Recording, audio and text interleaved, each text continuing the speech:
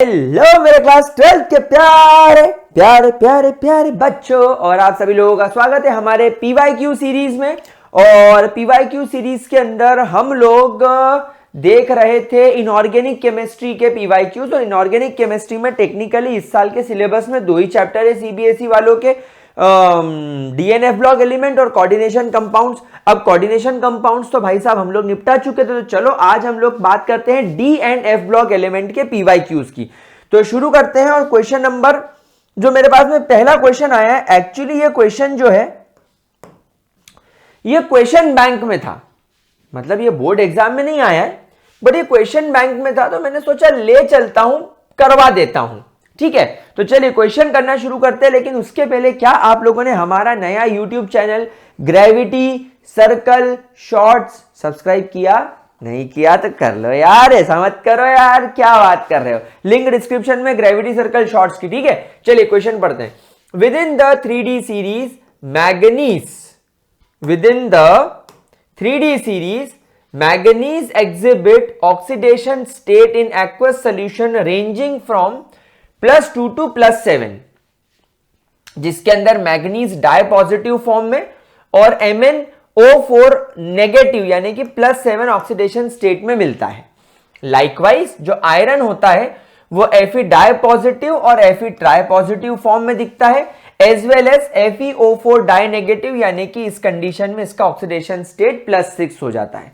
Chromium और manganese की बात करें तो ये ऑक्सी आयंस बनाते हैं। ऑक्सी आयंस मतलब एक ऐसा आयन जिसके अंदर ऑक्सीजन हो और यूजुअली वो नेगेटिवली चार्ज हो, तो ऑक्सी एनायंस भी इन्हें बोला जा सकता है, जिसमें chromium CrO4 di negative +6 form में and manganese MnO4 negative +7 form में होता है, owing to their willingness to form multiple bonds. The pattern with the early transition metal in the 3D series up to manganese and for the 4D 5D metals up to ruthenium and osmium is that the maximum oxidation state correspond to the number of outer shell electrons, यानी कि जो oxidation number होता है आप लोग सब जानते हो कि ग्रुप के अंदर जाते जाते जब आप मिडिल तक पहुंचते हो, scandium, titanium, vanadium, chromium, manganese, तो जब आप ग्रुप के बीच तक पहुंचते हो तो number of unpaired electrons outer shell में बढ़ते हैं, इसलिए इनका ऑक्सीडेशन स्टेट भी बढ़ता है। एंड मैग्नीज के बाद आयरन से लेके जब आप जिंक तक पहुंचते हो तो number of unpaired electron outermost shell में कम होते हैं, तो ऑक्सीडेशन स्टेट भी कम होती है। सो the highest oxidation state of the 3D metal may depend upon the complex formation. ये किस पर डिपेंड करेगा? कॉम्प्लेक्स फॉर्मेशन पर डिपेंड करेगा। अब यहां तक पढ़ लिया, थोड़ा सा इसको यहां लाके पटक लेते हैं। चलिए, और ये जो हम लोगों ने मिटाया था, लिखा था, ये मिटा देते हैं क्योंकि बोर्ड क्या है, ससुरा बहुत होशियार बनता है। चलिए, कहां तक पढ़ लिया था? हाँ, so complex formation that is a stabilization of cobalt +3 by ammonia और upon the pH that is MnO4 di negative is prone to disproportionation in acidic solution. ठीक है, ये केमिकल प्रॉपर्टीज है। Now within the 3D series there is a considerable variation in the relative stability of oxidation state, sometimes on moving from one metal to neighbor. Thus from iron +3 is more stable than Fe+3 especially in alkaline conditions, while the reverse is true for cobalt. यानी iron से जब आप cobalt की तरफ move करते हो तो property बिल्कुल उल्टी पुल्टी हो जाती है। कैसे? ये बोल रहा है आयरन +3 फॉर्म में ज्यादा स्टेबल होता है +2 फॉर्म के मुकाबले, समझ में आ गया, अल्कलाइन कंडीशन में। लेकिन कोबाल्ट के लिए इसका रिवर्स है, यानी कोबाल्ट +2 फॉर्म में ज्यादा स्टेबल होगा, +3 फॉर्म में कम स्टेबल होगा अल्कलाइन कंडीशन में। The ability of transition metal to exhibit a wide range of oxidation state is marked with the metal such as vanadium, where the standard potential can be rather small, making a switch between the states relatively easy. पूरा पढ़ लिया। अब एक good news सुनो, बकवास होती है सब, ये कोई इंग्लिश का पैराग्राफ नहीं है कि तुम इसे पढ़ के ही जवाब दे पाओगे। आइए मैं इसको प्रूफ करके बताता हूं। अब इससे बेस्ड कुछ क्वेश्चन हमारे सामने आए हैं। देखिए, अब ये पहला क्वेश्चन इस पैराग्राफ का जो हमने अभी पैसेज पढ़ा, उस पैसेज का ये पहला क्वेश्चन है ये बोल रहा है iron +3 is more stable then +2 because. इसका सॉल्यूशन तुम्हें उस पैराग्राफ में मिलने ही नहीं वाला। यानी कि निंजा टेक्निक समझ रहे हो आप, बोर्ड वालों की हमको बेवकूफ बनाने की या जेई वालों की हमको बेवकूफ बनाने की। इतना बड़ा पैराग्राफ देके हमको टेक्निकली डराया गया है, बाकी इसके अंदर कोई टेंशन लेने वाला मैटर ही नहीं है। केवल हमको डराया गया है, हमको लगेगा कि पता नहीं क्या पूछने वाले हैं साले, पता नहीं क्या होगा। लेकिन यार ये तो जनरल चीज है। अब आप मुझे बताओ कि आयरन +2 फॉर्म में ज्यादा स्टेबल है +3 फॉर्म में ज्यादा स्टेबल है +2 फॉर्म के मुकाबले। क्यों भाई? यहां पर हम लोगों का जवाब केवल और केवल इलेक्ट्रॉनिक कॉन्फ़िगरेशन के ऊपर बेस्ड है। अगर हम आयरन का इलेक्ट्रॉनिक कॉन्फ़िगरेशन +2 फॉर्म में देखें तो देखिए आयरन के अंदर क्या होता है, जो आयरन का 3D होता है 1 2 3 4, आयरन का 3D और आयरन का 4s। तो आयरन के 4s में 2 इलेक्ट्रॉन भर दिए, यहां तक 20 इलेक्ट्रॉन हो जाते हैं। देन 21 22 23 24 25 एंड 26, ये इसके 26 इलेक्ट्रॉन होते हैं। लेकिन जब आपको इलेक्ट्रॉन निकालने होते तो आप पहले 4s से निकालते हो, तो यहां से आपके 2 इलेक्ट्रॉन निकाल दिए गए। अब आयरन +2 में ये कंडीशन है। आयरन +2 के बाद जब आयरन +3 आप बनाओगे तो आयरन +3 के अंदर 1 2 3 4 5 एंड 4s, तो 4s तो खाली हो जाएगा 2 इलेक्ट्रॉन निकालते वक्त। और जो तीसरा इलेक्ट्रॉन निकालना रहेगा, वो तीसरा इलेक्ट्रॉन आप कौन सा निकालोगे? ये वाला, क्योंकि d ऑर्बिटल में 26 नंबर वाला इलेक्ट्रॉन ये था। आपने 21 इसको बोला, 22 इसको बोला, 23 24 25 एंड 26, तो ये इलेक्ट्रॉन निकलेगा। तो अब आप देखो आयरन जब अपने +3 ऑक्सीडेशन स्टेट में होगा, इसका 3d ऑर्बिटल हाफ फिल्ड है। और जब भी कोई ऑर्बिटल या तो फुल्ली फिल्ड होता है या तो हाफ फिल्ड होता है, तभी वो स्टेबल होता है। तो बस हम आओ देखेंगे ना ताओ और ऑप्शन नंबर बी को लगाकर आगे बढ़ेंगे। बाकी सब चीजें बकवास दे रखी है। अगला क्वेश्चन देखो, बोल रहा है in which of the following pair of ions the lower oxidation state in aqueous solution is more stable than the other. यानी कि किसकी ऑक्सीडेशन स्टेट लोअर वाली यानी कम वाली ज्यादा स्टेबल होगी ज्यादा वाली से इन एक्वस सोल्यूशन। तो देख लेते हैं हम लोग, यहां पर हमारे पास में ये आ गए इसके ऑप्शंस। अब देखो यहां पर जितने भी ऑप्शंस हैं सभी का आपको क्या बनाना है? सभी का आपको बनाना है electronic configuration. Science teacher titanium atomic number 22, इसके 4s ऑर्बिटल के अंदर 2 इलेक्ट्रॉन रखने के बाद 1 2 3 4 3d के अंदर 20 21 एंड 22, ये इसका इलेक्ट्रॉनिक कॉन्फ़िगरेशन है। अब जब आप इसका इलेक्ट्रॉनिक कॉन्फ़िगरेशन टाइटेनियम +1 देखेंगे तो +1 वाले केस में आपको यहां से एक इलेक्ट्रॉन निकालना पड़ेगा। अब आप यहां पर क्या देख रहे हो कि इसका 4s ऑर्बिटल भी हाफ फिल्ड है और इसका 3d ऑर्बिटल में देयर आर 2 इलेक्ट्रॉन्स अवेलेबल। क्या ये बात समझ में आ गई प्यारे बच्चों? क्या ये बात आप लोगों को समझ में आ गई? लेकिन जब हम +3 को देखेंगे तो +3 के अंदर ये इलेक्ट्रॉन भी चला जाएगा और ये इलेक्ट्रॉन नहीं जाएगा, ये इलेक्ट्रॉन चला जाएगा। तो टाइटेनियम का +3 ऐसा दिखेगा। अब टाइटेनियम के +3 के अंदर क्या हुआ? ये तो खत्म ही हो गया 0 और 3d में भी 1 इलेक्ट्रॉन बचा। सो डेफिनेटली टाइटेनियम +1 ज्यादा स्टेबल होगा टाइटेनियम +3 के मुकाबले। तो हमारा फर्स्ट ऑप्शन ही करेक्ट है। बाकी सब में आप खुद चेक कर लो, आपको ये सिचुएशन दिखाई ही नहीं देगी। भाई कॉपर का एटॉमिक नंबर 29 होता है और हम लोग सब जानते हैं कि इसके 4s में 1 इलेक्ट्रॉन भरने के बाद इसके 3d के अंदर 1 2 3 4 5 6 7 8 9 10 11 12 1 2 3 4 5, एक डब्बा मैंने ज्यादा बना दिया। ये देखो, ये आपके कॉपर का इलेक्ट्रॉनिक कॉन्फ़िगरेशन है। This is the electronic configuration of your copper, right. इस तरीके से आप सबका यहां पर ट्राई कर सकते हो, ठीक है। इसके बाद अगला क्वेश्चन आप जरा देख लो, which of the following are d block element but are not regarded as transition element. भाई transition element are your zinc cadmium and mercury को छोड़ के सब होते हैं, इनको सूडो ट्रांजिशन एलिमेंट्स होते हैं। अब इनका क्या लेना देना वो पैराग्राफ से? बताओ, आप कोई पैराग्राफ से लेना देना नहीं, पूरा बकवास पेल रहा है। Now, which of the following is likely to form white salt? भाई व्हाइट सॉल्ट कौन बनाएगा? जिसके बाद अनपेड इलेक्ट्रॉन नहीं होंगे। मेरे ख्याल से स्कैंडियम बनाएगा यहां पर, क्योंकि स्कैंडियम का इलेक्ट्रॉनिक कॉन्फ़िगरेशन होता है 4s के अंदर अपन ने 2 इलेक्ट्रॉन भरे, तो ये हो गया 20, 1 2 3 4, 20 के बाद ये हो गया 21, ये स्कैंडियम हो गया। अब स्कैंडियम यहां पर क्योंकि +3 फॉर्म में, तो 2 इलेक्ट्रॉन यहां से गए और 1 इलेक्ट्रॉन यहां से चला गया, तो स्कैंडियम +3 में सभी 0 हो गया। So because of unavailability of any unpaired electron, यही कलरलेस होगा। मेरे ख्याल से बाकी सब में कहीं ना कहीं एक ना एक इलेक्ट्रॉन अनपेयर्ड होंगे, इसमें भी होंगे, इसमें भी होंगे और इसमें भी होंगे। कॉपर +2 में तो होता है डी ऑर्बिटल में एक इलेक्ट्रॉन अनपेयर्ड। ठीक है, कोई दिक्कत, कोई परेशानी? और यहां वाला केस में टाइटेनियम लगा दिया हमने, एक्वस फॉर्म में ज्यादा स्टेबल होता है।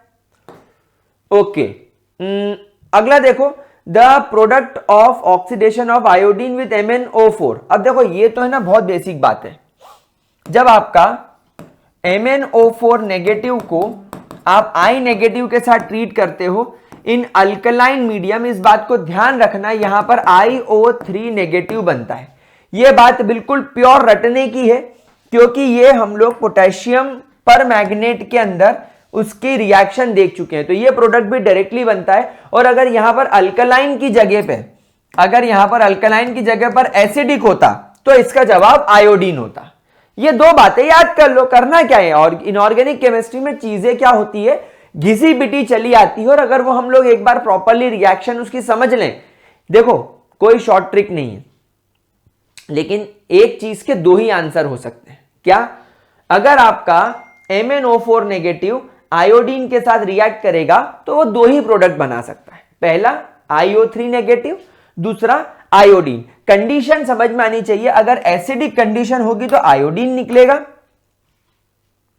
और अगर अल्कलाइन कंडीशन होगी, अगर अल्कलाइन कंडीशन होगी तो IO3 नेगेटिव निकलेगा। तो अब ये बेसिक बात है, तो हम लोग पढ़ के समझ सकते हैं। चलिए अगले क्वेश्चन की तरफ चलते हैं। अगला ये बोल रहा है कि जिंक को ट्रांजिशन मेटल क्यों नहीं कंसीडर किया जाता? क्योंकि जिंक अपने नेटिव और अपने कंपाउंड फॉर्म में या कंबाइंड स्टेट में, लिख लो, जिंक अपने नेटिव या कंबाइंड स्टेट में, इन दोनों ही कंडीशन में it do not have any incomplete D orbital. इसका डी ऑर्बिटल इज ऑलवेज, इसका D orbital is always fully filled. इस वजह से इसको सूडो ट्रांजिशन एलिमेंट बोला जाता है। ट्रांजिशन मेटल्स का मतलब होता है, ट्रांजिशन मेटल्स का मतलब होता है ऐसे मेटल्स जिनका लास्ट इलेक्ट्रॉन डी ऑर्बिटल में जाकर बैठे। उस हिसाब से जिंक को भी हम डी ब्लॉक मेटल बोलेंगे। लेकिन ट्रांजिशनल मेटल्स की खासियत होती है कि उनका लास्ट इलेक्ट्रॉन डी ऑर्बिटल में जाकर बैठने के बावजूद उनका डी ऑर्बिटल इनकंप्लीट होता है, भले ही अपने नेटिव फॉर्म में हो, और अगर नेटिव फॉर्म में ना हो तो इनके कंबाइंड फॉर्म में हो। इसका बेस्ट एग्जांपल है कॉपर। कॉपर का जब आप इलेक्ट्रॉनिक कॉन्फ़िगरेशन बनाते हो तो कॉपर के 4s में आपको एक इलेक्ट्रॉन दिखता है, लेकिन कॉपर का 3d आपको पूरा भरा हुआ दिखता है। कॉपर का 3d आपको पूरा भरा हुआ दिखता है। लेकिन जब आप कॉपर के कंबाइंड स्टेट की बात करोगे, लाइक कॉपर +1 की या कॉपर +2 की, तो कॉपर +1 के अंदर आप क्या देखते हो कि एक इलेक्ट्रॉन यहां से चला जाता है। लेकिन जब आप कॉपर +2 की बात करते हो तो एक इलेक्ट्रॉन यहां से चला जाता है। कॉपर +2 वाली कंडीशन में हो गया ना इसका डी ऑर्बिटल इनकंप्लीट, इसलिए कॉपर भी ट्रांजिशनल मेटल में आ जाता है। लेकिन जिंक की बात करूं तो जिंक फुल्ली फिल्ड होता है।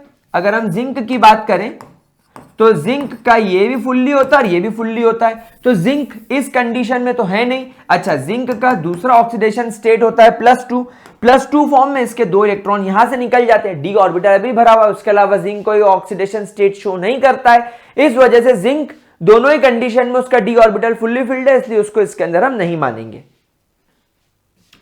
अगला question, why Zn di positive salt are white but copper di positive salt are coloured. अब भी जस्ट हम लोगों ने इस बारे में बात करी कि जिंक अपने डाई पॉजिटिव फॉर्म में, इसका 4s ऑर्बिटल में तो 0 इलेक्ट्रॉन होते हैं, बट 3d ऑर्बिटल में 10 इलेक्ट्रॉन्स होते हैं, यानी there is an absence of unpaired electron, there is an absence of unpaired electron. और जब अनपेयर्ड इलेक्ट्रॉन ही नहीं होंगे तो वो dd ट्रांजिशन कैसे करेंगे, T2g से Eg में कैसे जंप करेंगे, नहीं कर पाएंगे।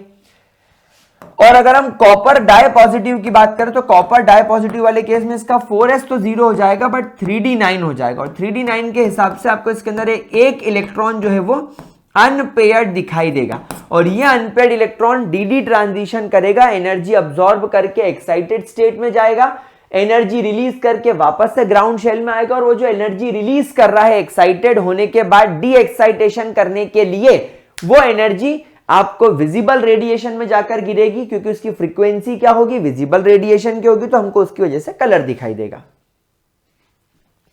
अगला क्वेश्चन कैसा था, why do transition element show variable oxidation state.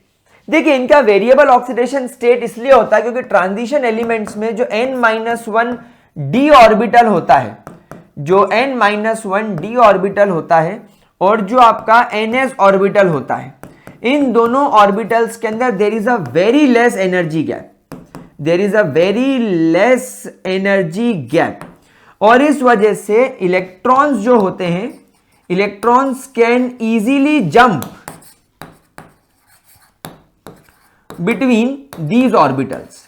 एक ऑर्बिटल से दूसरे ऑर्बिटल में इलेक्ट्रॉन इजीली जंप कर सकते हैं, 4s से इसमें, 4s से 3d में, 3d से 4s में, 5s से 4d में, 4d से 5s में, 7s से 6d में, 6d से 7s में, इजीली ये क्या कर सकते हैं, यहां से वहां, वहां से यहां, ये इजीली जंप कर सकते हैं, और इस वजह से ये वेरिएबल ऑक्सीडेशन स्टेट शो करते हैं। दूसरी बात ये है कि इनके बीच में एनर्जी गैप कम होने की वजह से क्या होता है, जब कभी भी इनको बॉन्डिंग में पार्टिसिपेट करना होता है तो 4s इलेक्ट्रॉन के साथ, या मैं ऐसा कहूं ns ऑर्बिटल के इलेक्ट्रॉन के साथ साथ n-1 d ऑर्बिटल के जो इलेक्ट्रॉन्स हैं, बोथ कैन पार्टिसिपेट, क्योंकि इनके बीच में एनर्जी गैप बहुत कम है। इन दोनों ऑर्बिटल्स के बीच में एनर्जी गैप बहुत कम है, इसलिए मान लो कभी बाहर कोई स्ट्रॉन्ग एलिमेंट आ गया जैसे ऑक्सीजन, तो ऑक्सीजन क्या करेगा, इनके ns ऑर्बिटल में से तो इलेक्ट्रॉन निकाल लेगा, इनफैक्ट n-1 d के इलेक्ट्रॉन को भी निकालेगा, क्योंकि दोनों में एनर्जी गैप कम है। जब इसके इलेक्ट्रॉन को वो खींचना चालू करेगा तो इसके तो खींचा जाएंगे और n-1 d के भी खींचा जाएंगे उसकी तरफ, ऑक्सीजन अपनी तरफ इनके इलेक्ट्रॉन्स को खींच लेगा, तो इसके लिए ns ऑर्बिटल के इलेक्ट्रॉन तो जाएंगे n-1 d के भी चले जाएंगे, क्योंकि दोनों में एनर्जी गैप कम है। इस वजह से ये वेरिएबल ऑक्सीडेशन स्टेट शो करते हैं। Mn+2 भी शो कर सकता है, +3 +4 +5 +6, इनफैक्ट ऑक्सीजन के साथ तो +7 तक शो कर सकता है। क्यों? क्योंकि इन दोनों में एनर्जी गैप बहुत कम है। तो जब सामने वाला कोई इलेक्ट्रोनेगेटिव एलिमेंट इन मेटल्स के सामने आएगा और बोलेगा इलेक्ट्रॉन दे, तो ये इलेक्ट्रॉन यहां से देना शुरू करेगा, लेकिन जो इलेक्ट्रॉन ले रहा है अगर वो ज्यादा इलेक्ट्रोनेगेटिव है तो यहां से तो लेगा, इसके अंदर वाले ऑर्बिटल के इलेक्ट्रॉन को भी अपनी ओर खींच लेगा। दोनों में गैप कम है क्योंकि। समझ में आया कॉन्सेप्ट? चलिए अगला क्वेश्चन देखते हैं।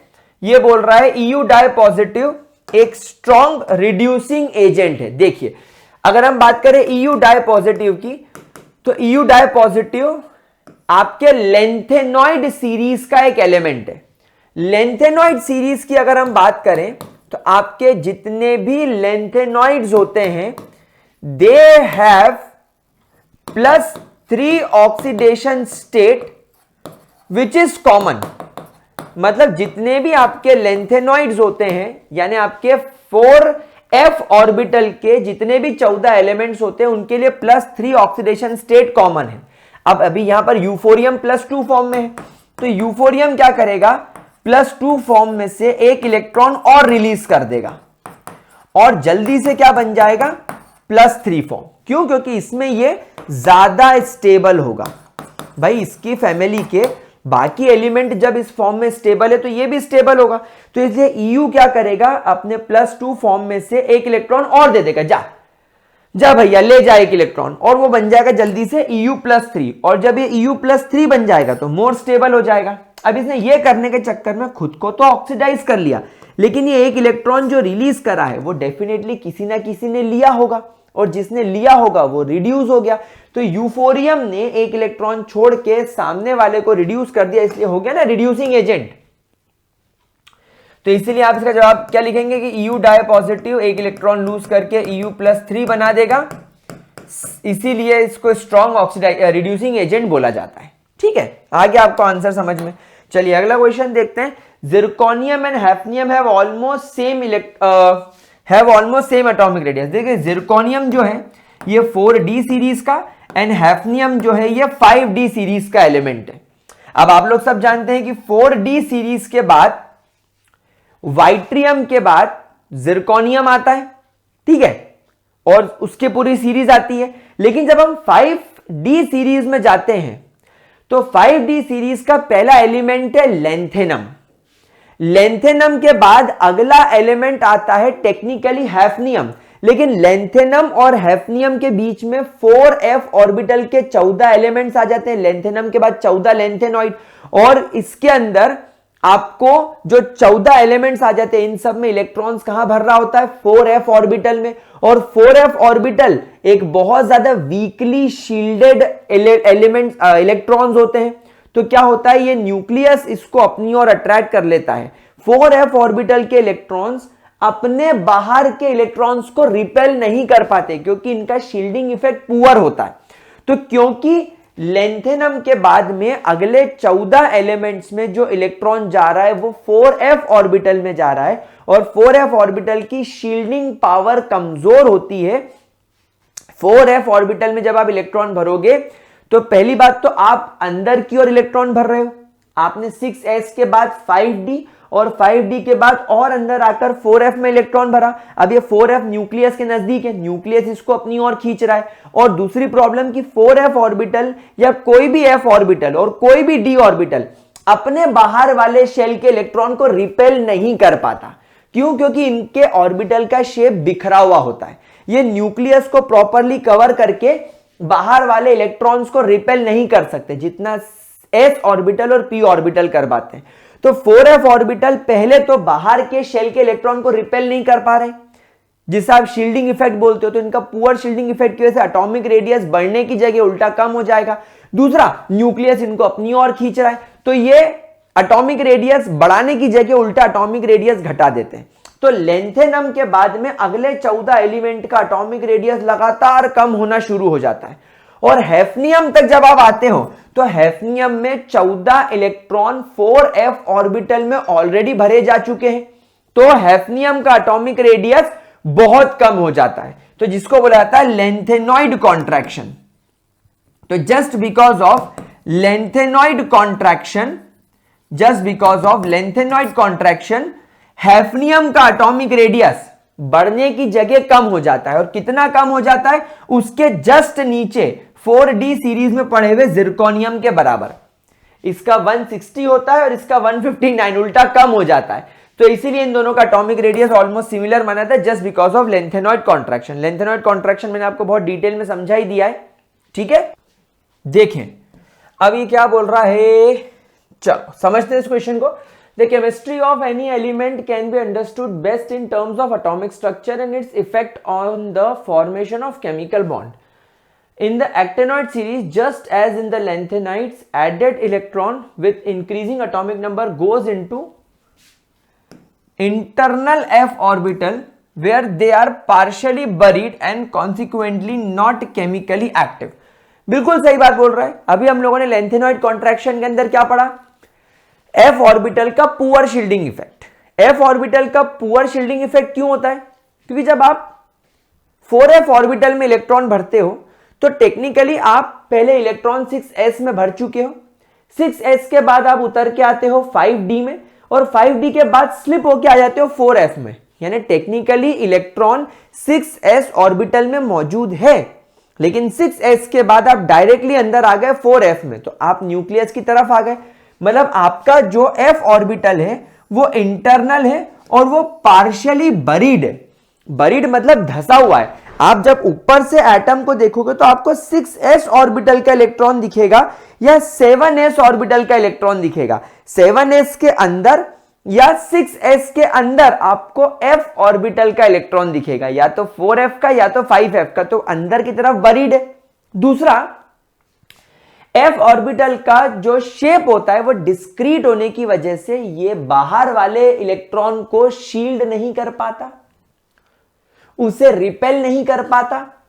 उल्टा न्यूक्लियस के नजदीक जाने की वजह से न्यूक्लियस इसको अपनी ओर खींचता है, और क्योंकि ये न्यूक्लियस की तरफ खींचा चला जाता है और f ऑर्बिटल का शेप टूटा फूटा होता है, f ऑर्बिटल न्यूक्लियस को ऐसे पूरी तरीके से कवर नहीं कर पाता।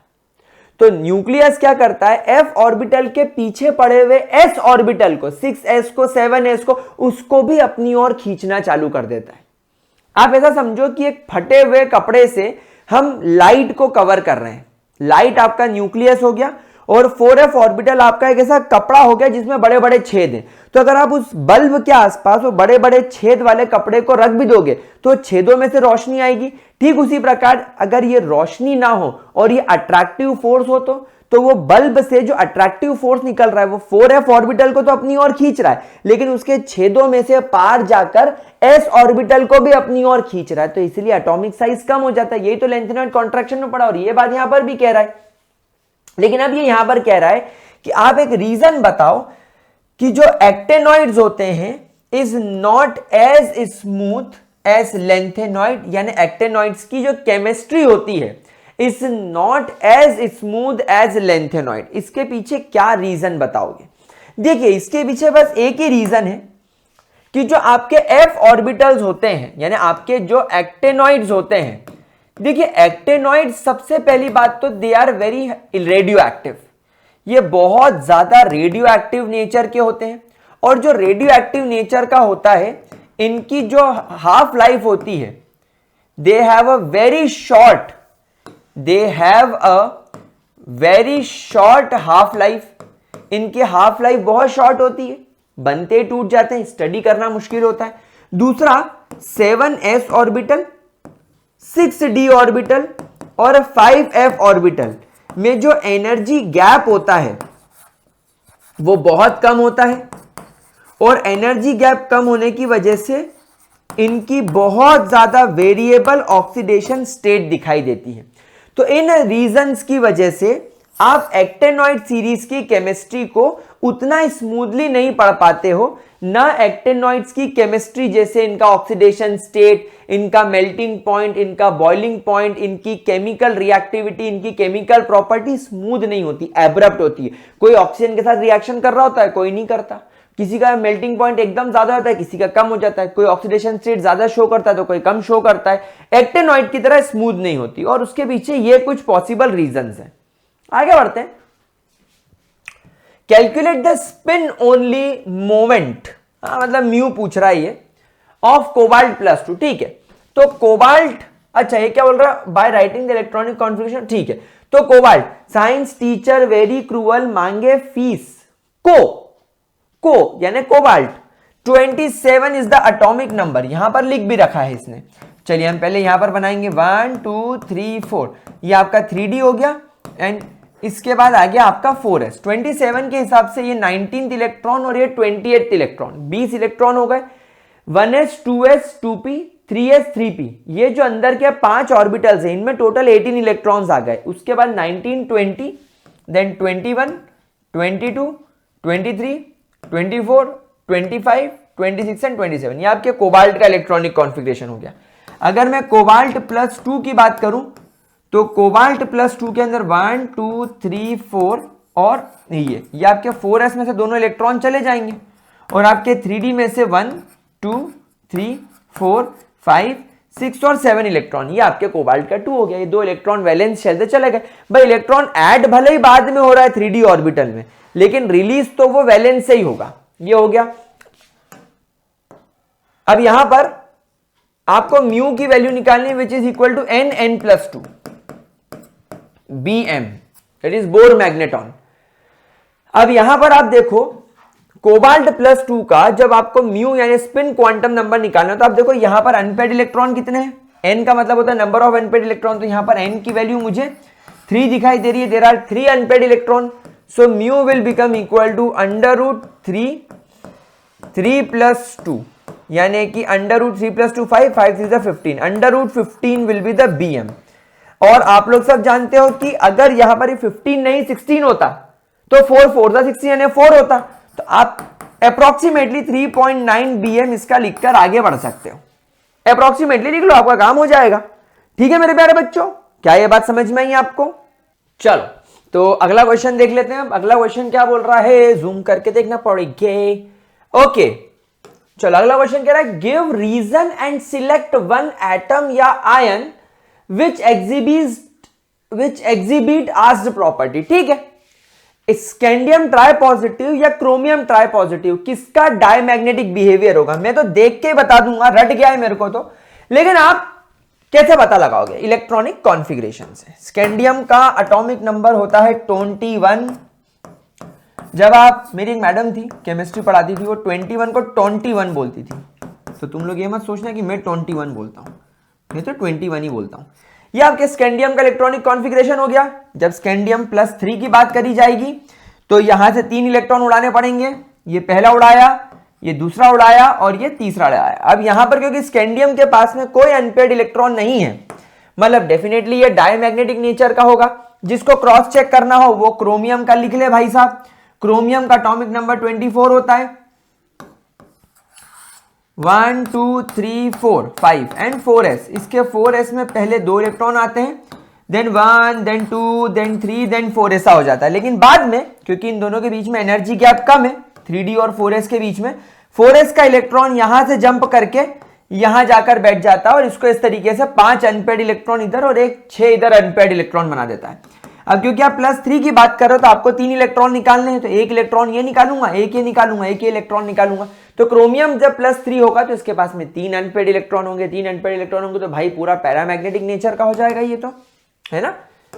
अगला बोल रहा है क्रोमियम और copper which is having high melting point and high boiling point. देखो भाई सीधी सी बात है, जैसे जैसे आप स्कैंडियम से जिंक की ओर बढ़ते जाते हो, ग्रुप के बीच में पहुंचते पहुंचते नंबर ऑफ अनपेयर्ड इलेक्ट्रॉन्स बढ़ते हैं और बाद में नंबर ऑफ अनपेयर्ड इलेक्ट्रॉन्स घट जाते हैं। तो ग्रुप के बीच में जब आप पहुंच जाते हो तो maximum number of unpaired electron होने के साथ साथ इनका melting point and boiling point भी सेंटर ऑफ द ग्रुप में हाई होता है। इसलिए क्रोमियम का आपको यहां पर ज्यादा मेल्टिंग पॉइंट दिखेगा एज कंपेयर टू कॉपर। समझ पाए बात को? समझ पाए क्या मेरे प्यारे बच्चे मेरी बात को? कोई दिक्कत? जितने ज्यादा अनपेयर्ड इलेक्ट्रॉन होंगे उतना ज्यादा मेल्टिंग बॉइलिंग पॉइंट भी होगा, बाकी सारी प्रॉपर्टीज भी उसी की ज्यादा होगी। अगला क्वेश्चन हमारे पास में, व्हाट इज लेंथेनॉइड कॉन्ट्रैक्शन? 1000 बार समझ चुके हैं लेंथेनॉइड कॉन्ट्रैक्शन का मतलब क्या होता है। जब कभी भी आप एक लेंथेनॉइड सीरीज के एलिमेंट के अंदर यानी 4f ऑर्बिटल के अंदर इलेक्ट्रॉन भरोगे, वो 4f ऑर्बिटल का इलेक्ट्रॉन न्यूक्लियस की तरफ ज्यादा पेनिट्रेटेड होता है, उसका शेप डिस्क्रीट होता है 4f ऑर्बिटल का, जिस वजह से उसका स्क्रीनिंग इफेक्ट अपने से बाहर वाले ऑर्बिटल के इलेक्ट्रॉन्स पर कम होता है एंड उस वजह से आपका इलेक्ट्रॉन बाहर के इलेक्ट्रॉन को स्क्रीन या रिपेल नहीं कर रहा है, उल्टा न्यूक्लियस की तरफ खींचा चला जा रहा है, तो एटॉमिक साइज का रिड्यूस हो जाना। तो लेंथेनॉइड कॉन्ट्रैक्शन का मतलब आप सब लोग जानते हो, that is the decrease in atomic radius because of filling of electron in f orbital which is more penetrated or buried toward nucleus and having very weak shielding या screening effect। इसको lanthanoid contraction बोलेंगे। लेकिन इसके 2 consequences क्या हैं?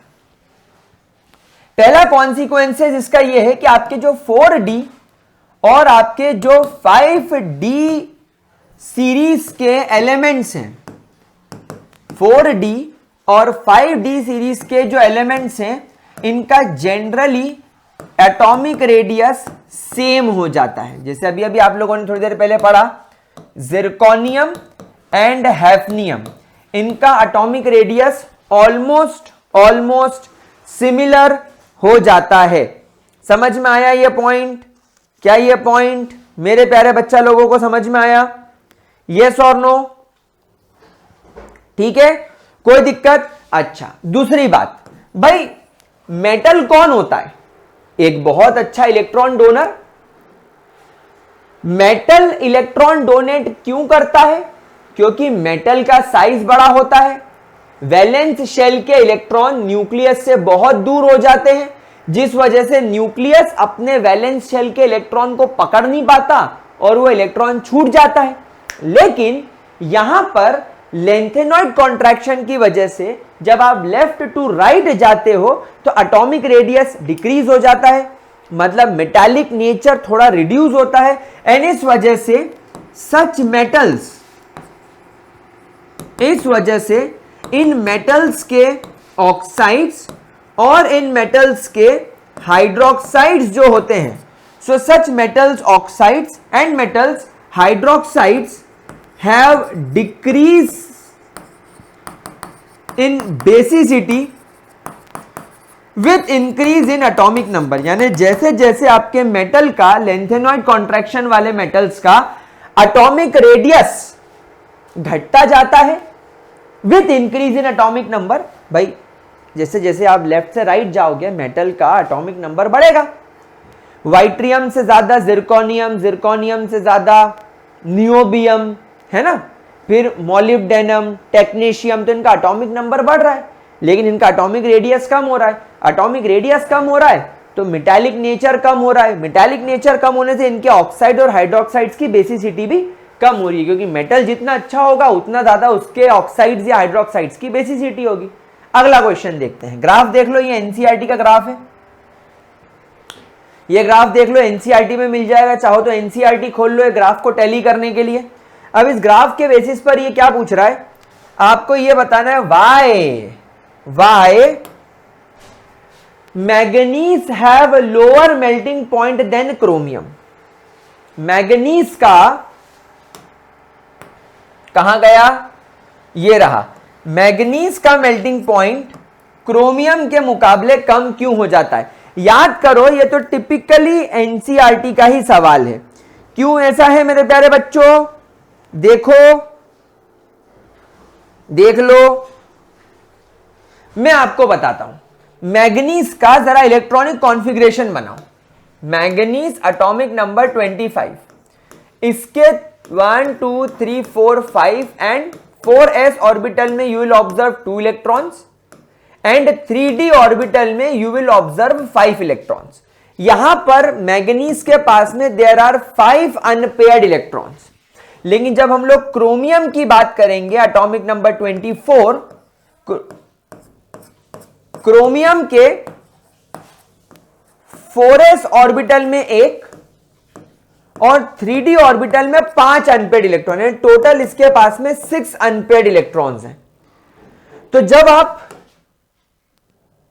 Titanium से vanadium की ओर और जब आप वेनेडियम से क्रोमियम की ओर जाते हो तो नंबर ऑफ अनपेयर्ड इलेक्ट्रॉन बढ़ के 6 पर पहुंच जाते हैं। लेकिन जैसे ही आप क्रोमियम से मैग्नीज की ओर जाते हो तो आप यह देख सकते हो कि क्रोमियम के पास में 6 तो मैग्नीज के पास में केवल 5 ही अनपेयर्ड इलेक्ट्रॉन है। सो because of decrease in number of unpaired electron, manganese का मेल्टिंग पॉइंट क्रोमियम के मुकाबले एकदम कम हो जाता है। क्या यह बात समझ में आ गई? कोई दिक्कत, कोई परेशानी? दूसरा एक और इंपॉर्टेंट पॉइंट, जो मैग्नीज होता है, मैग्नीज का एक बहुत ही ज्यादा स्टेबल इलेक्ट्रॉनिक कॉन्फ़िगरेशन होता है। यानी जो मैग्नीज है ये अपने खुद के हिसाब से एक बहुत ज्यादा स्टेबल एटॉमिक कॉन्फ़िगरेशन लेकर बैठा है। यानी मैग्नीज का एटम स्टेबल है, तो मैग्नीज का एटम जब स्टेबल होगा तो स्टेबल होने की वजह से ये बहुत ज्यादा लेस इंटरमॉलिक्यूलर या इंटरमेटैलिक बॉन्डिंग करेगा, लेस इंटरमेटैलिक बॉन्डिंग करेगा।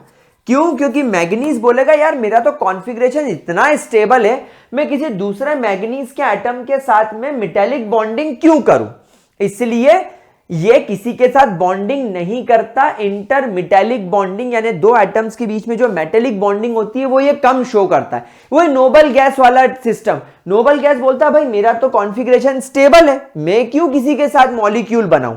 यहां पर मैग्नीज बोलता है मेरा कॉन्फ़िगरेशन भी बहुत अच्छा है, मेरा वैलेंस शेल जो है वो फुल्ली फिल्ड है और मेरा जो डी ऑर्बिटल है वो हाफ फिल्ड है, I am very much stable. In fact chromium से ज्यादा ये स्टेबल है क्योंकि क्रोमियम में वैलेंस शेल के अंदर केवल एक ही इलेक्ट्रॉन है, लेकिन इसका वैलेंस शेल दो इलेक्ट्रॉन के साथ में फुल्ली फिल्ड है। तो being more stable then chromium, manganese दूसरे मैग्नीज के एटम के साथ में इंटर मेटेलिक बॉन्डिंग बहुत लेस अमाउंट में शो करेगा। इस वजह से इसका मेल्टिंग पॉइंट कम हो जाएगा। भाई मेल्टिंग पॉइंट का मतलब क्या होता है, जब दो मेटल्स के एटम एक दूसरे के साथ में टाइटली चिपके हुए हो और इनको एक दूसरे से अलग करने के लिए बहुत ज्यादा टेम्परेचर देना पड़े तभी ये लिक्विफाई होंगे, तभी ये मेल्ट होंगे। तो यहां पर मैग्नीज दूसरे मैग्नीज के साथ टाइटली चिपका हुआ ही नहीं है क्योंकि दोनों मैग्नीज बोल रहे हैं हम तो स्टेबल है, हमको टेम्पररी चिपक के रखना है। लेकिन क्रोमियम, वेनेडियम, टाइटेनियम, इनके साथ ये केस नहीं है, इनका कॉन्फ़िगरेशन स्टेबल नहीं है, तो ये दूसरे अपने जैसे मेटल के साथ में टाइट बॉन्डिंग बनाकर रखते हैं। ठीक है, चलो दूसरा क्वेश्चन क्या बोल रहा है, why do transition metals of 3D series have lower melting point as compared to 4D series। अब यार यहां पर क्या जवाब दोगे इस बात का, हाँ 3D सीरीज का मेल्टिंग पॉइंट 4D सीरीज के मुकाबले कम क्यों होता है? क्या रीजन बोलेंगे, क्या रीजन बोलेंगे मेरे प्यारे बच्चों? ऑब्वियसली क्योंकि जो आपके 4D सीरीज होती है, आपकी जो 4D सीरीज होती है या आपकी जो 5D सीरीज होती है, इसके अंदर क्या होता है, with increase in atomic radius, with increase in atomic radius किसके कंपैरिजन में, एज कंपेयर्ड टू 3D, यानी 3D सीरीज के मुकाबले 4D या 5D सीरीज का एटॉमिक रेडियस बड़ा होता है। एटॉमिक रेडियस ज्यादा होने का मतलब है सरफेस एरिया ज्यादा होना, सरफेस एरिया ज्यादा होने का मतलब क्या है, atomic radius, there is an increase in atomic radius and with more number of unpaired electron and with more number of unpaired electrons and with more number of unpaired electron, आपको यहां पर एक बहुत ज्यादा स्ट्रॉन्ग मेटल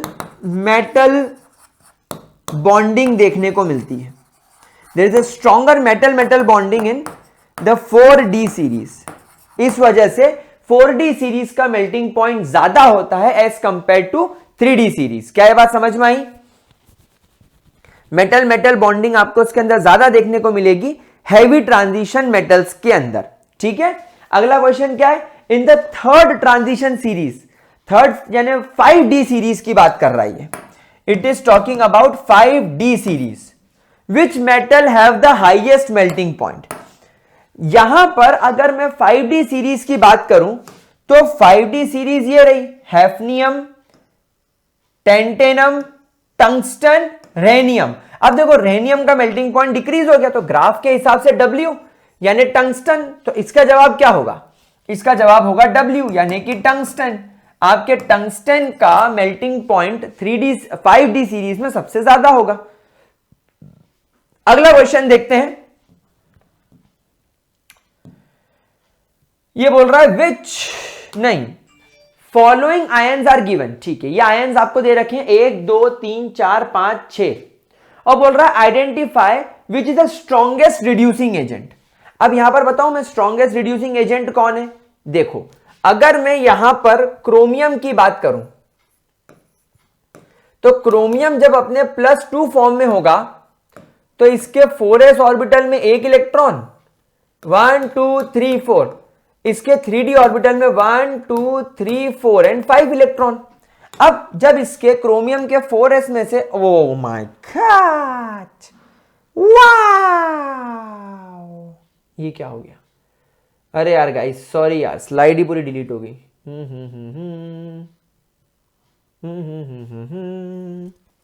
अब मैं क्या करूं, क्या करूं मैं, क्या करूं मैं, क्या करूं, चलो लास्ट में लेंगे वो क्वेश्चन को, उस क्वेश्चन को लास्ट में ले लेंगे, अभी अगले क्वेश्चन की तरफ मूव कर जाते हैं। अब क्या कर सकते हैं कि नहीं, चलो तो रिएक्शन कंप्लीट करो, करो रिएक्शन भाई कंप्लीट। अब यहां पर एक ट्रिक सीखो। ट्रिक क्या है कि आपका ये जो Mn डाई पॉजिटिव है, MnO4 नेगेटिव, यहां पर इसका ऑक्सीडेशन स्टेट +7 है। यहां पर आपका जो नाइट्रोजन है, यहां पर इसका ऑक्सीडेशन 2 2 4 यानी -4 हो जाएगा +3। ठीक है, अब यहां पर हम लोग सब जानते हैं कि मैग्नीज जो है ये एक स्ट्रॉन्ग ऑक्सीडाइजिंग एजेंट है, KMnO4 की बात कर रहा है। तो ऐसी कंडीशन में आपका मैग्नीज हमेशा Mn डाई पॉजिटिव में कन्वर्ट होगा, चाहे कुछ भी हो जाए। तो यहां पर आपका जो नाइट्रोजन है, अगर आपका मैग्नीज इलेक्ट्रॉन छोड़ के ऑक्सीडाइज हो रहा है तो ये रिड्यूस होगा नहीं, आपका मैग्नीज रिड्यूस हो रहा है, मैग्नीज यहां पर खुद रिड्यूस हो रहा है और ऑक्सीडाइजिंग एजेंट की तरह काम कर रहा है। मतलब इसने 5 इलेक्ट्रॉन ले लिए, तो उसको इलेक्ट्रॉन दिए किसने होंगे, नाइट्रोजन ने। तो नाइट्रोजन का अगला ऑक्सीडेशन स्टेट होता है +5, तो ये 5 मोल्स ऑफ MnO3 में कन्वर्ट हो जाएगा। बचा हुआ क्या करना है, 6 हाइड्रोजन है, तो इसको वाटर में कन्वर्ट कर दो, खत्म हो गया काम। इस तरीके से आपकी रिएक्शन बैलेंस होगी। हल्का सा दिमाग लगाना है और कुछ नहीं करना है। अगला क्वेश्चन देखो, अगला क्वेश्चन बड़ा इंपॉर्टेंट है। यहां पर बच्चा हमेशा कंफ्यूज होता है, यहां पर कंफ्यूज मत होना, क्योंकि यहां पर आपको केवल ओनली एसिड दिख रहा है आपके के, और दूसरी चीज यहां पर आपके MnO4 डाई नेगेटिव, यहां पर आपके मैग्नीज के ऊपर +6 चार्ज है, ना कि +7। ये KMnO4 नहीं है, ये KMnO4 नहीं है, ये K2MnO4 है। ये क्या है एक्चुअली, ये एक्चुअली K2MnO4 है, एक्चुअली ये मॉलिक्यूल है। तो जब आप इसको एसिड के साथ ट्रीट करोगे तो यहां पर ये डिसप्रपोर्शनेशन रिएक्शन में जाएगा। ये रिएक्शंस आप या तो डायरेक्टली याद कर लो या इनका कॉन्सेप्ट समझ लो। अब जब ये डिसप्रपोर्शनेशन रिएक्शन में जाएगा तो यहां पर K2MnO4 एसिड के साथ एक्चुअली आपको KMnO4 बनाकर देता है। तब क्योंकि यहां पर ऐसा है तो आपको इसको MnO4 नेगेटिव लिखना पड़ेगा, साथ साथ में आपको एक MnO2 भी मिलेगा। यहां पर +7 ऑक्सीडेशन स्टेट, तो +6 से +7 ऑक्सीडेशन हो गया, यहां पर +4 यानी +6 से +4 रिडक्शन हो गया, एंड बाकी आप यहां पर पानी निकाल दो। तो ये आपकी रिएक्शन है। ये method of preparation of KMnO4 के अंदर भी सिखाई जाती है।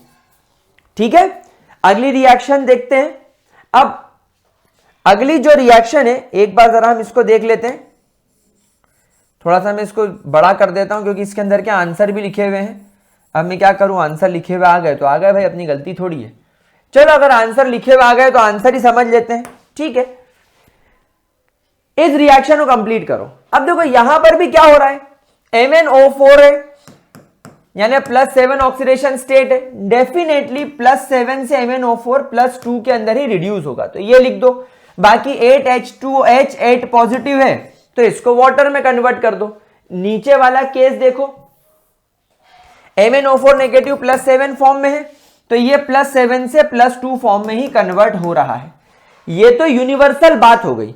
अब यहां पर क्योंकि ये +2 में जा रहा है यानी यहां पर ये रिड्यूस हो रहा है, तो यहां पर सल्फर +4 में, तो सल्फर का अगला ऑक्सीडेशन स्टेट +6 होगा, और सल्फर +6 फॉर्म में कब दिखता है, जब वो SO4 डाई नेगेटिव में कन्वर्ट हो जाता है। तो इसको SO4 डाई नेगेटिव में कन्वर्ट कर दो, हो गया आपका काम खत्म,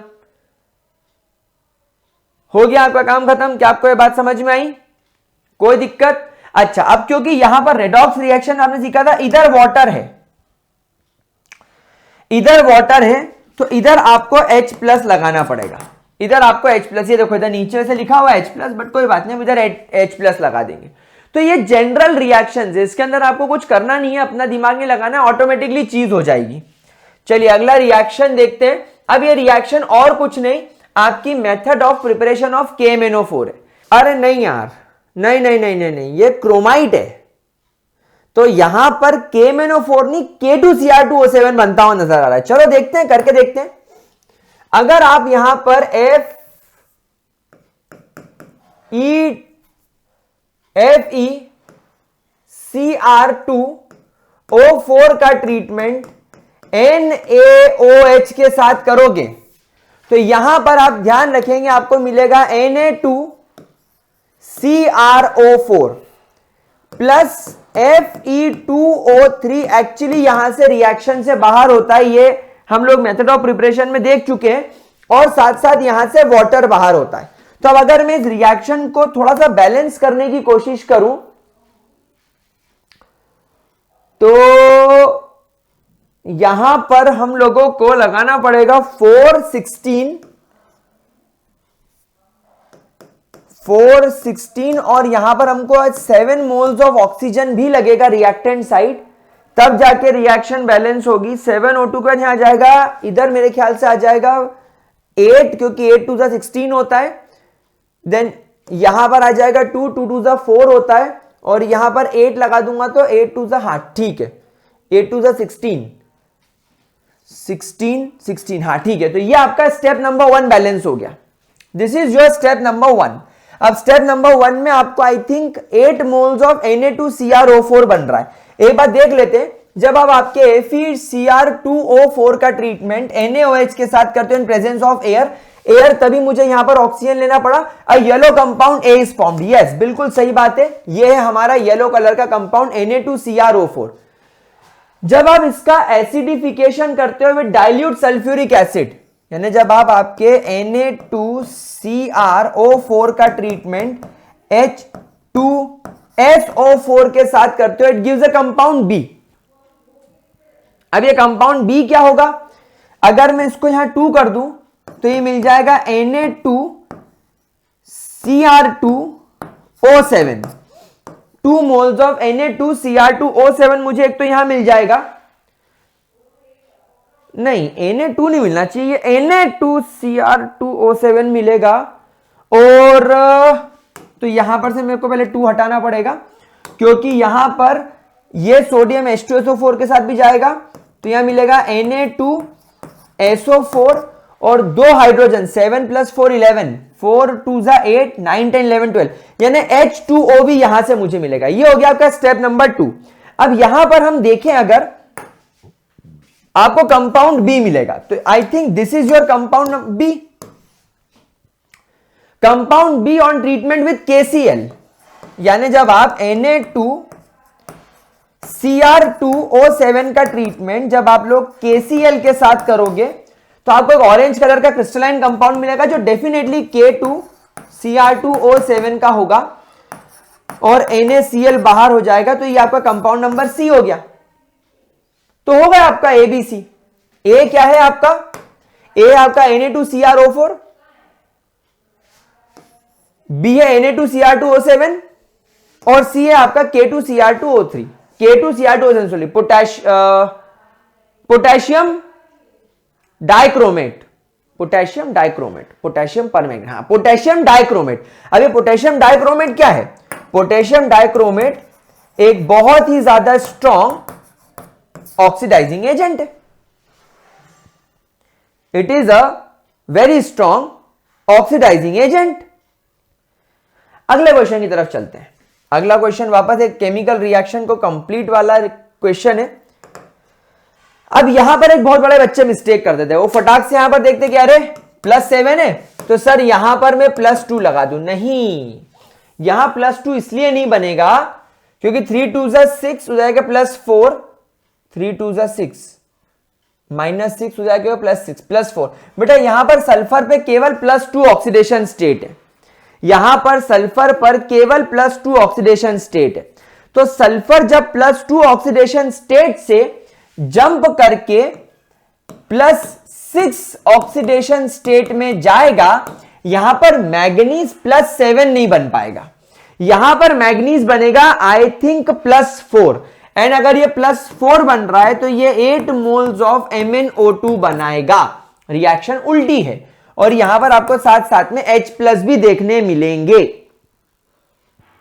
ठीक है, कोई परेशानी, इनफैक्ट Mn भी नहीं देखने मिलेंगे क्योंकि ये रिएक्शन एक्वस मीडियम में होनी चाहिए। यहां पर आपको OH नेगेटिव मिलेगा। खैर आप OH नेगेटिव नहीं भी बनाओ तो ये आपकी रिएक्शन होगी।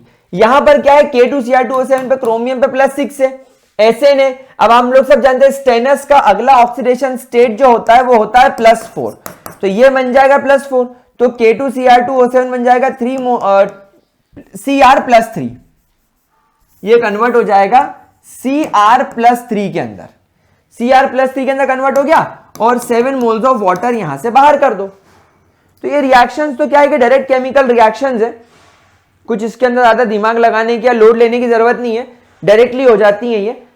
अगला भी केमिकल रिएक्शन के ऊपर ही क्वेश्चन है। ये देखो ये रिएक्शन वही रिपीट हो गई, पोटेशियम पर मैग्नेट के अंदर MnO2 जिसमें +4 चार्ज है, अगर आप उसको KOH के साथ और वाटर के साथ ट्रीट करोगे तो डिसप्रपोर्शनेशन रिएक्शन हो जाएगी।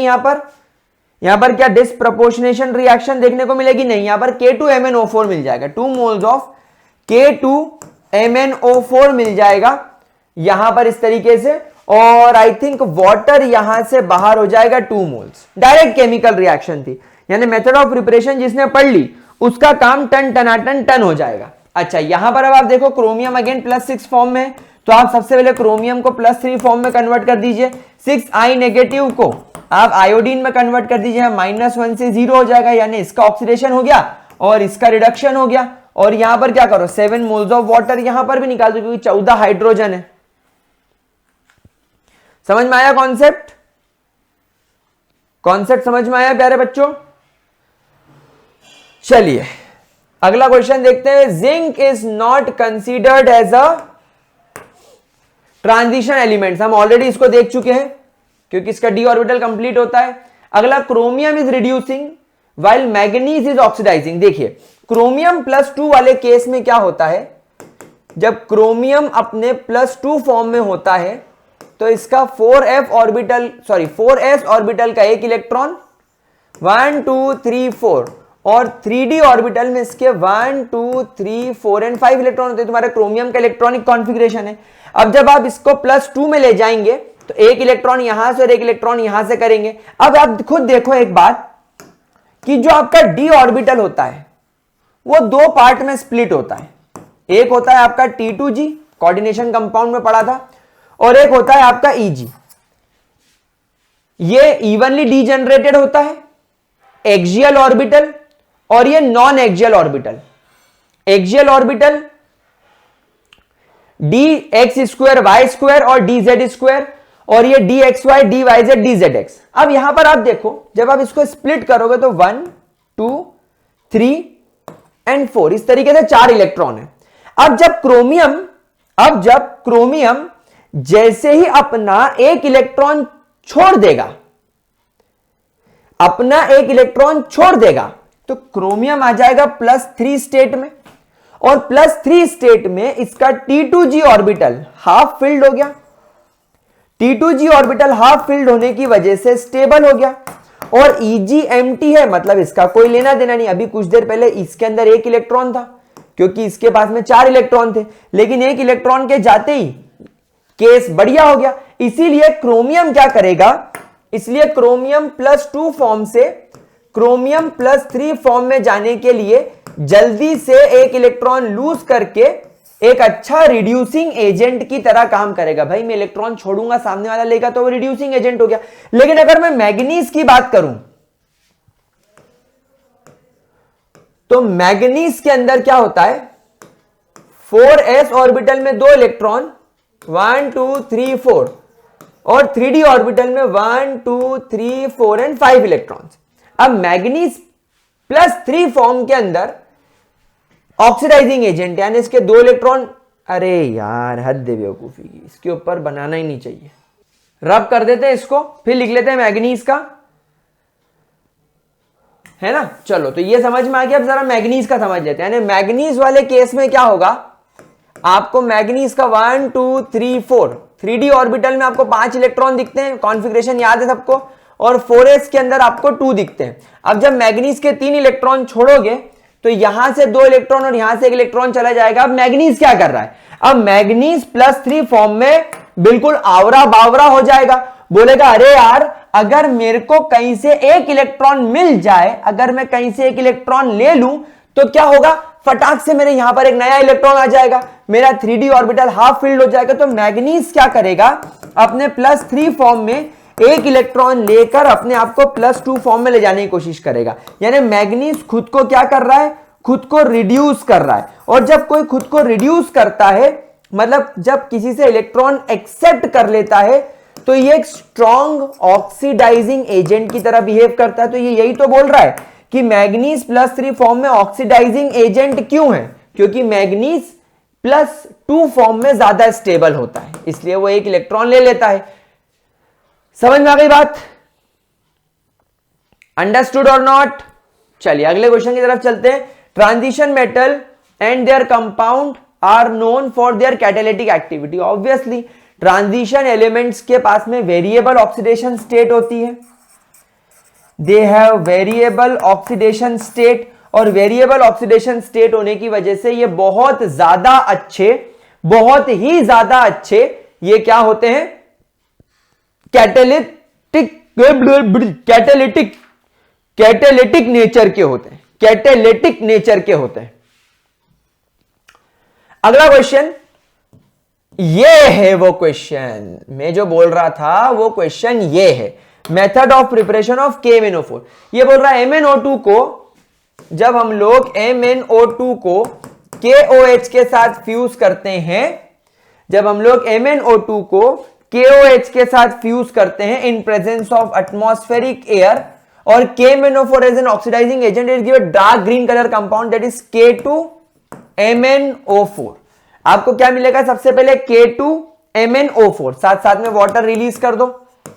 अब अगर आप इसको बैलेंस करना चाहो तो बैलेंस कर देता हूं, उधर 2 लगा देता हूं, यहां पर 2 लगा देता हूं, तो यहां 4 हो जाएगा, यहां 2 हो जाएगा, 2 to the 4, 4 + 4 8 and 2 10, तो 4 2 8, तो ये 2 मोल्स ऑफ वाटर हो गया। क्या करना है? कंपाउंड ए मिल गया।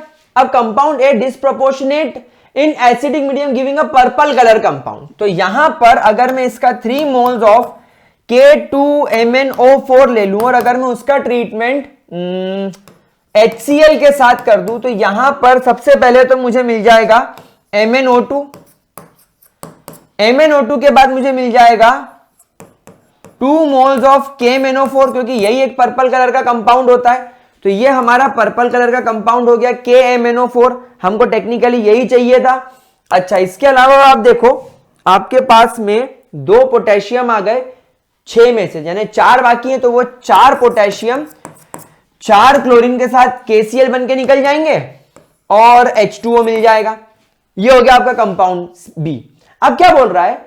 N alkaline solution of compound B oxidises Ki to compound सी।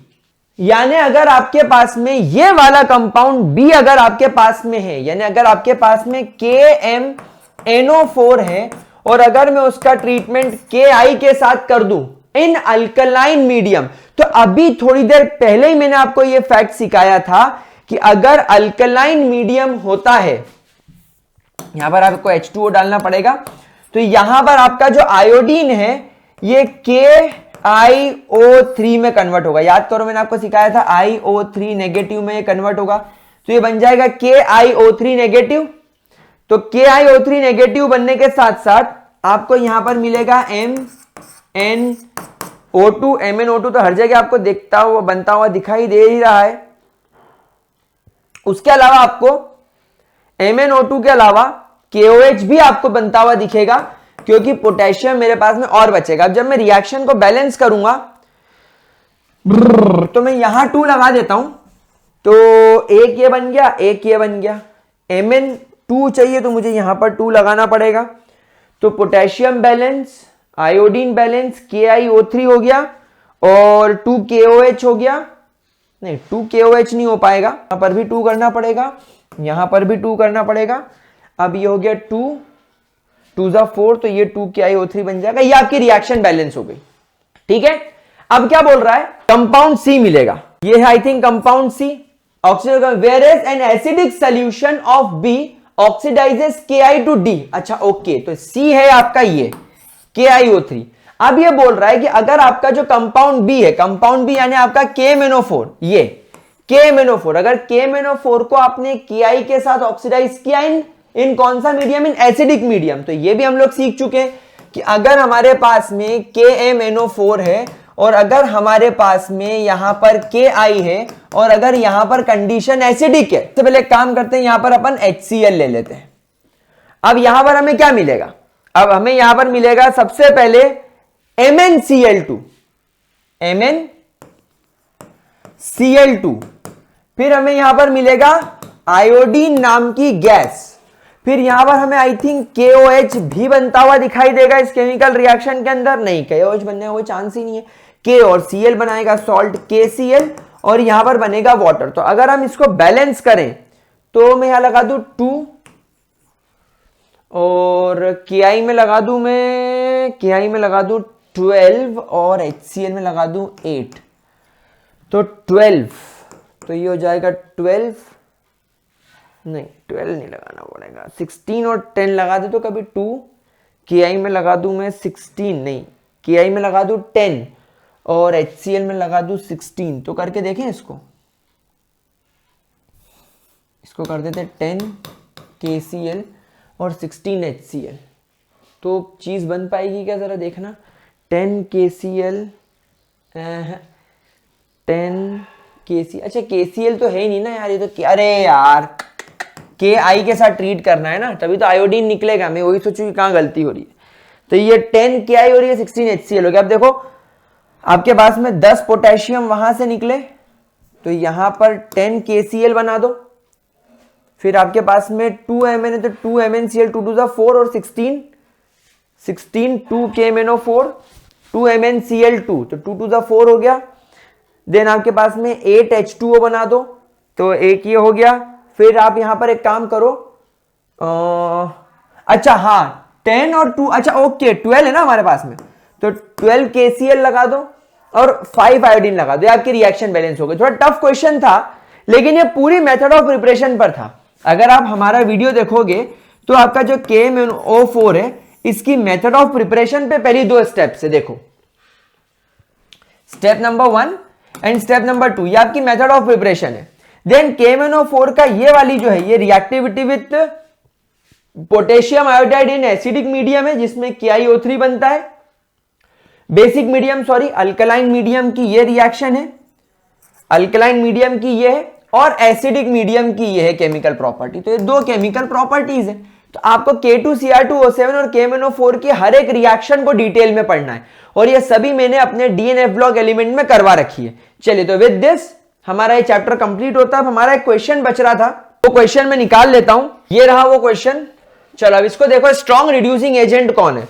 अभी हम लोग देखकर आए हैं कि क्रोमियम +2 फॉर्म में एक स्ट्रॉन्ग रिड्यूसिंग एजेंट होता है। क्यों? क्योंकि अभी मैंने आपको सिखाया, आई थिंक थोड़ी देर पहले हम लोग देखकर आए थे ये वाले क्वेश्चन में, कि जो क्रोमियम होता है इसका जो एक इलेक्ट्रॉन और छोड़ देते इसका T2G ऑर्बिटल हाफ फिल्ड हो जाता है, इसलिए क्रोमियम स्ट्रॉन्ग रिड्यूसिंग एजेंट हो जाएगा। Unstable in aqueous solution that is copper 1, हम लोग सब जानते हैं कि कॉपर पॉजिटिव जब एक्वस फॉर्म में आता है तो डिसप्रोपोर्शनेट होकर Cu+2 बना लेता है एक्वस फॉर्म में, जो कि बहुत ज्यादा स्टेबल सॉल्ट है कॉपर का, और वो बना लेता है कॉपर नाम का सॉलिड। तो यहां पर अपन कॉपर निकाल लेंगे। स्ट्रॉन्ग रिड्यूसिंग एजेंट ये भी अभी पढ़कर आए थे, Mn+3, Mn+3 एक इलेक्ट्रॉन लेकर Mn+2 बन जाएगा ताकि इसका 3d5 कॉन्फ़िगरेशन आ जाए 3d4 से। तो ये एक स्ट्रॉन्ग ऑक्सीडाइजिंग एजेंट है। तो बस इसी के साथ आपके ये PYQs खत्म होते हैं। अब मिलता हूं आपसे अमाइंस के PYQs में और बायोमोलिक्यूल्स के PYQs में। तो हमारी PYQ सीरीज कंप्लीट हो जाएगी। फिर हमारा रिवीजन 1 शॉट जो चल रहा है उसमें हम लोगों ने अल्कोहल फिनॉल ईथर भी कर लिया है, हेलो अल्केन हेलोरीन भी कर लिया है, aldehyde ketones carboxylic acid, amines और बायोमोलिक्यूल्स उसके अंदर रिवाइज करेंगे। फिर फिजिकल केमिस्ट्री, इनऑर्गेनिक केमिस्ट्री तक चलेंगे। धीरे धीरे आपके रिवीजन को भी कंप्लीट कर दिया जाएगा, 1 शॉट भी कंप्लीट हो जाएंगे, PYQs भी कंप्लीट हो जाएंगे और आपका सिलेबस तो ऑलरेडी कंप्लीट कर चुका हूं। तो अब आप ग्रेविटी सर्कल को शेयर करो अपने सारे दोस्तों के साथ, अपने जूनियर्स के साथ, और उनको बोलो कि भाई ग्रेविटी सर्कल से ही पढ़ना नेक्स्ट ईयर भी। चले मिलता हूं अगले सेशन में, बाय बाय।